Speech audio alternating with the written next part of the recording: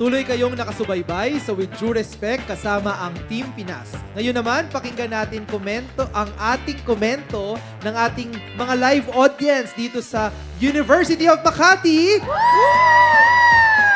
Kaugnay ng ating siksik na talakayan ngayong hapon. At syempre, bilang mga judger kami dito, and Ina, ito ang first time mo dito, magdedesisyon tayo if we will either take it or leave it!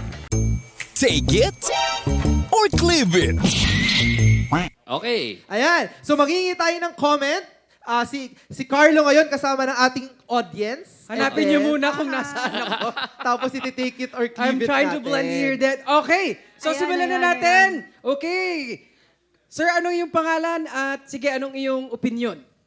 Hello po. Isa pong mapagpalayang hapon sa ating lahat. Ako si Kasler. I represent the Municipality of San Mateo, Inklusibong Kabataan. Hello po. Maraming salamat. So hello po. Yung tanong ko po or yung opinion ko po is about the passage of the Anti-Political Dynasty Bill. Kasi po nakakalungkot at nakakagalit na malaman na bakit hindi nila maisabatas ito sa Kongreso pero naisabatas nila yung provision sa Sangguniang Kabataan na pinagbabawalan yung political dynasty. So bakit nila nire-restrict yung mababang antas ng gobyerno ng LGU sa Sangguniang Kabataan pero hindi nila mabawal sa mataas na antas po? Yun! Oy, Ano? ano okay. masasabi natin sa comment ni Kessler? Take Ito ba it ay or take leave it or cleave it? Ano, Ina? Yeah, take it. Oh, bakit? Bakit take it, Ina? Bakit sa kabataan, may restrictions pero sa mas matatanda, wala? Oo nga naman. Ikaw, Dino. Double Well, sa akin, standard. be consistent lang, di ba? Una, trabaho niyo yan, nakalagay yan sa konstitusyon. Pangalawa, kita niyo pala in principle na tama na merong limitation na ganyan. Bakit hindi nyo i-apply sa inyo? Double standards na naman. Everything applies to everyone else except you guys, di ba? So dapat meron Yes. tayong consistency sa ating politics. Kung ayaw may paraan, di ba? Oo. Okay. Mali pala kung ayaw may paraan. Dahilan. Kung Okay, ayaw may meron tayong dahilan. next na Sige, magko-comment. next naman, Sige. Carlo. At pangalan niya ay Mark. Sige, Mark.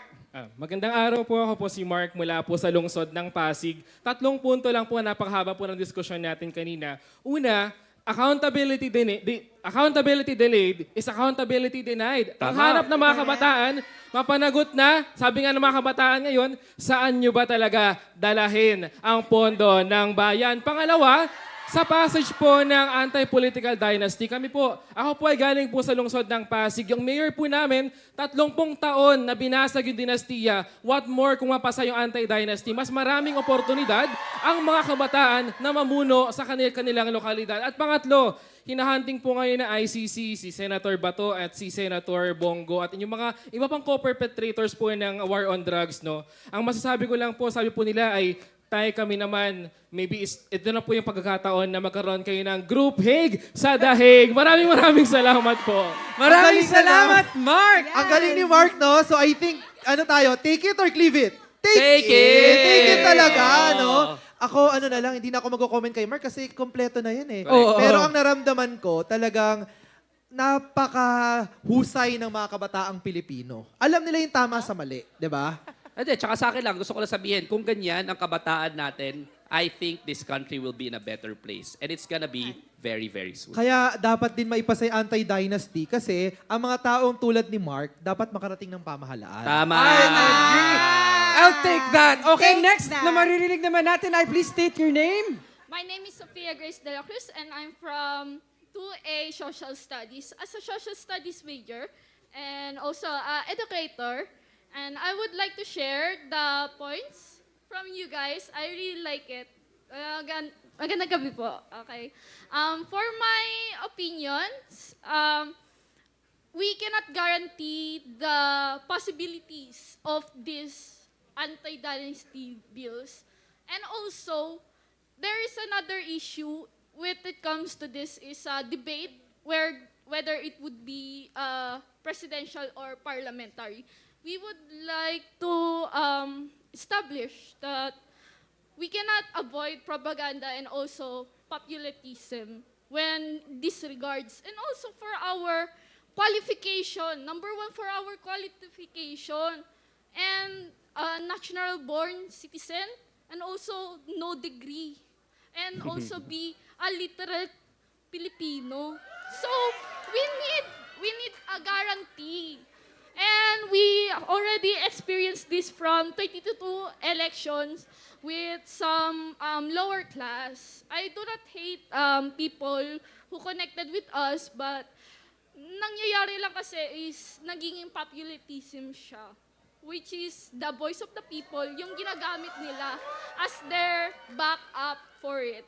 That's all po. Thank you. Thank Okay, you. oh. Sabi natin, Very take it ba yan or complex. cleave it? Ikaw. Oh, si Ina. Medyo Ikaw. complicated. Oh, wala namang complicated dyan. Take it Ah. or cleave it lang. Mamili ka, Ina. mamili ka. Mamili ka. Buti nag-i-interview ako today. Mamili ka, Ako Ina. na naman yung Oh. on the spot. Meron akong, ang narinig ko din dun sa, I'm sorry, I forgot your name.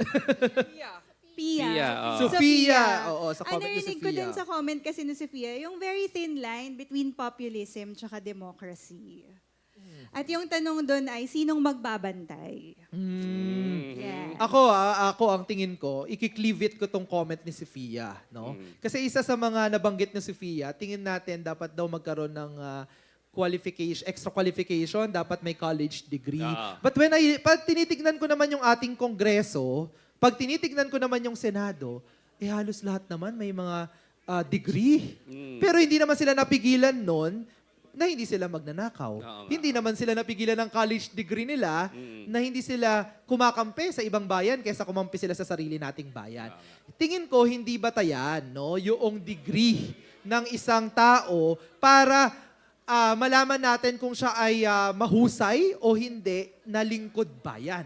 Ang magiging mahusay na batayan pa din ay ano yung kanyang mga batas, ano yung kanyang mga paninindigan. At ano yung track record? Oo, tsaka hindi din ako agree kasi na I think sa atin, marami din sa atin no, na sinisisi natin yung ating mga ibang mga kababayan na hindi nakapag-aral, na hindi nakapagtapos di ng kolehiyo, nakaabot lamang ng high school.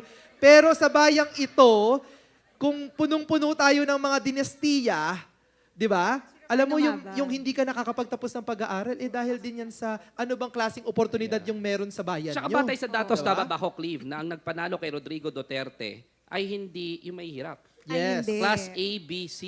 At maraming mga edukado ang nagbumoto sa mga katulad niya. So para sa akin, hindi yan automatically na nasa pag-aaral. Pero I will take it kasi naniniwala ako na dapat continuing debate ang presidential versus parliamentary. At sana sa mga susunod na episode ng ating With Due Respect, manood ka, ilalabas natin yan. Yun, okay. Okay, meron pa tayong tatlo. Tatlo pa, ha? Okay. Okay, sige. sige, tayo ka kapatid.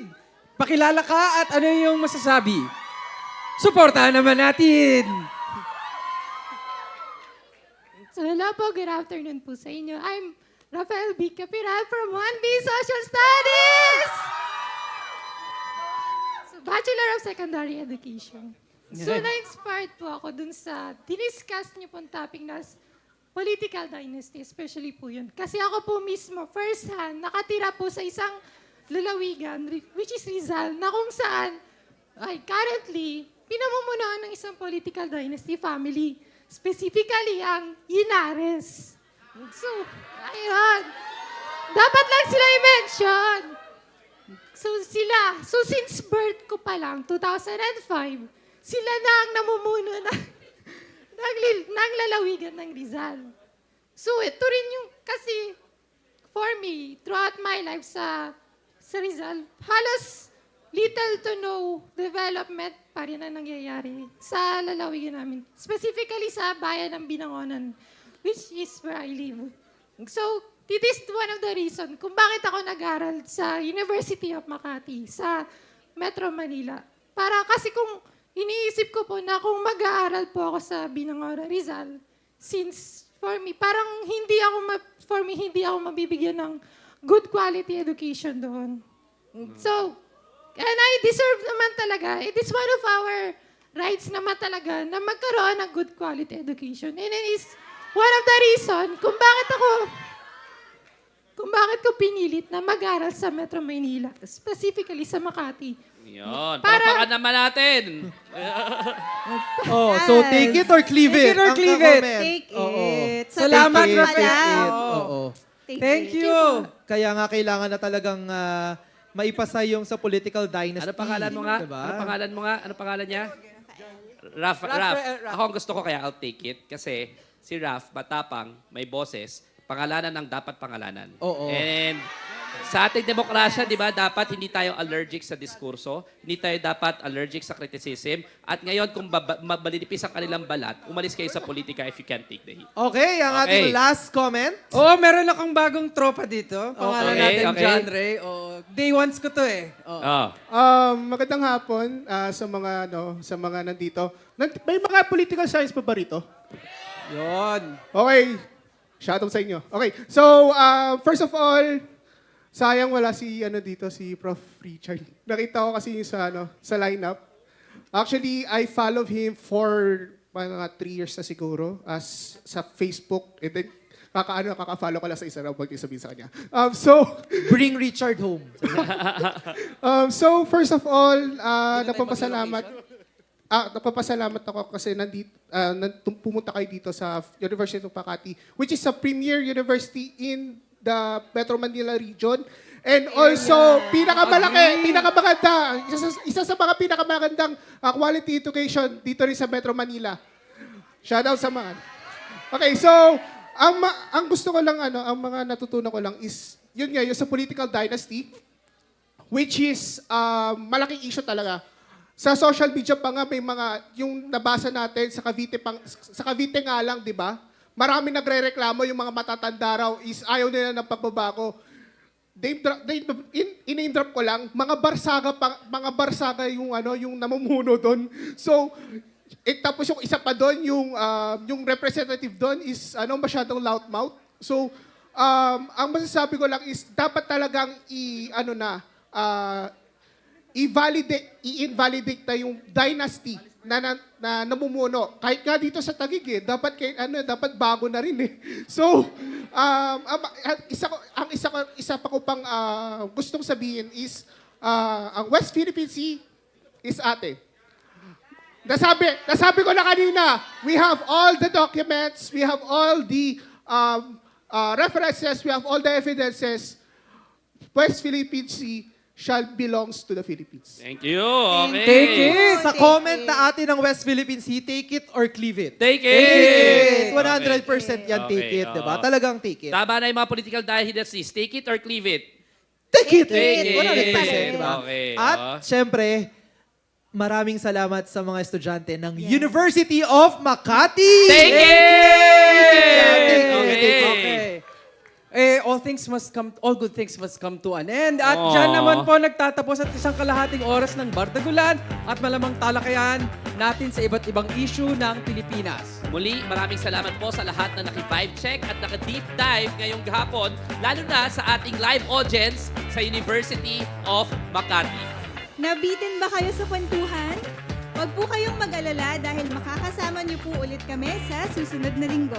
Ayan na, samahan niyo ulit ang With Due Respect next Sunday. Sunod niyo namang mapakikinggan sa DZMM Radio Patrol sa Istrenta, FMR Radio Stations at PRTV ang programang Connect Ka Dyan kasama sina Franco Reyes at Doc Luisa. Tandaan, dito sa Team Pinas, wala pong personalan, lahat ng yan dito lang sa With Due Respect! At! At bago tayo magtapos, paalala lang sa lahat na anuman ang paniniwala ng bawat isa. Tama ba? Dapat ay magkaisa pa rin tayo bilang isang Team Pinas!